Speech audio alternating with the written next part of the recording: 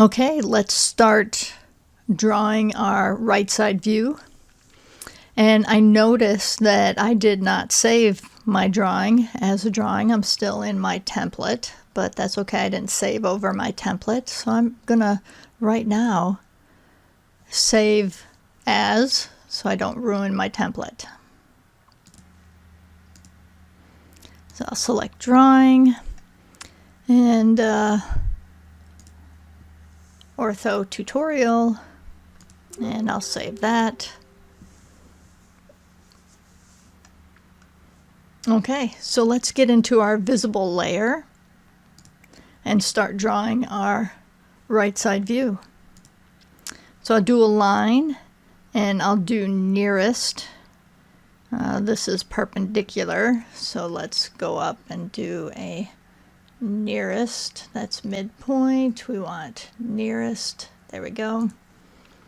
And it doesn't really matter where you put it. We'll be moving the views to more appropriate locations. So somewhere here is good.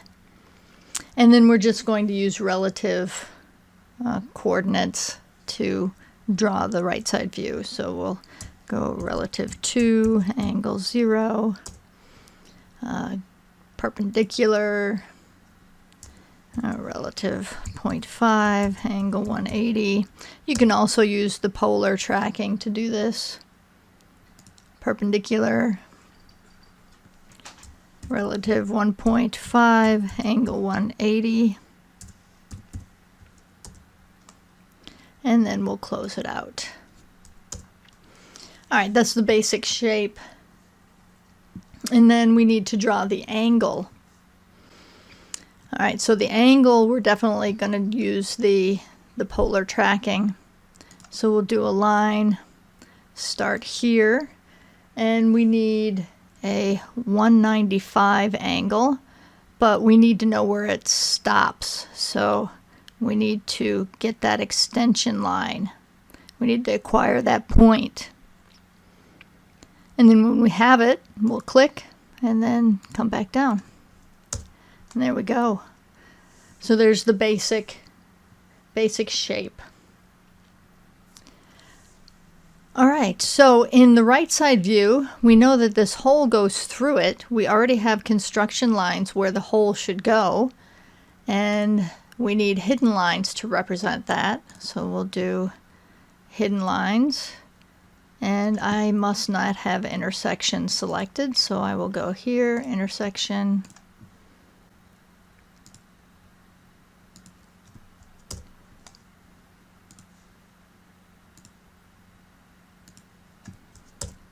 And there's our hidden lines.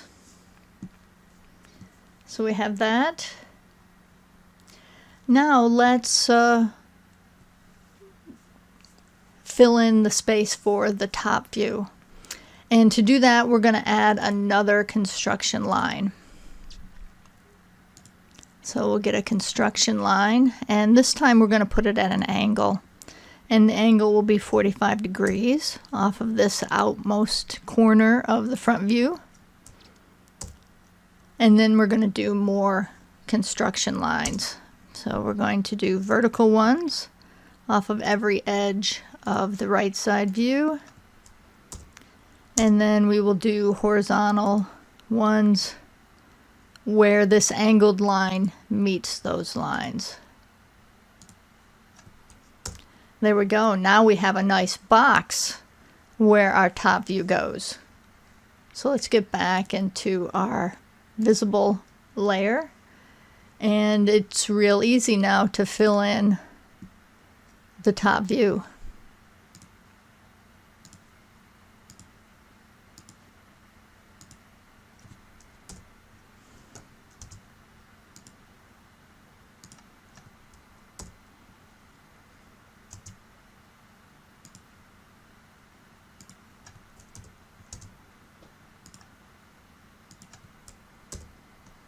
All right, so those are the visible lines. We can get into the hidden layer and fill in the hidden lines for the whole. So you can see how construction lines really makes drawings fast.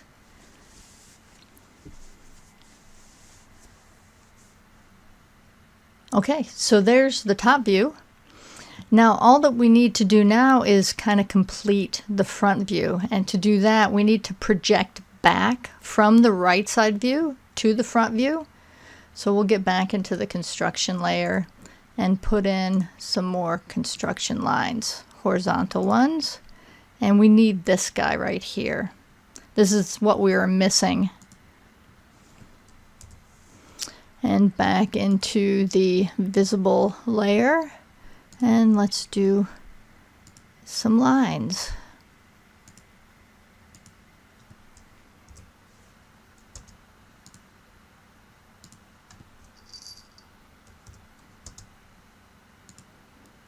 And remember to repeat the command, I'm just hitting the space bar. Alright, so we have all the visible lines, we have all of the hidden lines, and we don't really need the construction lines anymore, so let's go in and turn them off. So we're going to pull down this menu again and hit the light bulb and turn them off. So there we go. So that was a pretty fast construction of these three views.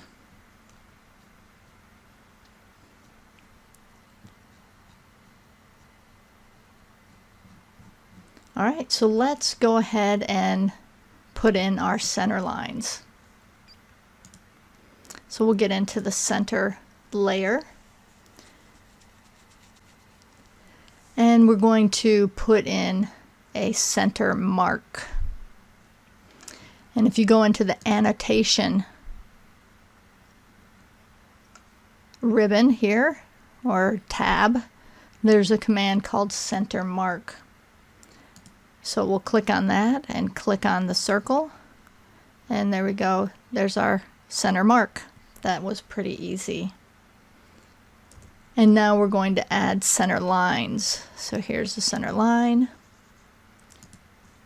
And all we need to do is click on the lines that define where the center line is. So I'll click on this one, and there is the center line.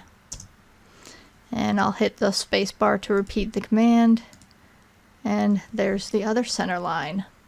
So that makes it really fast.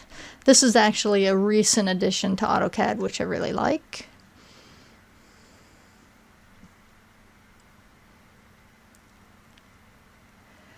All right, so notice that, maybe the cross in the center mark is a little too small, or maybe you want a couple of breaks in these center lines here.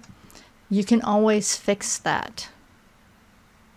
So let's go ahead and mess around with this one, because this one is really the one we want to fix. All right, so we're going to click on this and go into the view and the properties palette. You can see in the properties palette we can change a lot of things about the cross. We can change the cross size. So why don't we go in there and change that to 0.3 instead of 0.1, because we want that to be a little bigger. And let's change the gap too. So let's change that to 0.1 instead of 0.05. And all the extensions will be 0.12, which is 1/8 of an inch, so that's good. And that should be good. So we can close out of this. And that looks much better. All right, we can see the cross now, so I'm going to zoom all. So you can see that that's much more visible. All right, so let's change the property of these lines here. So let's go into the properties palette, and instead of center to, let's change the line type to center.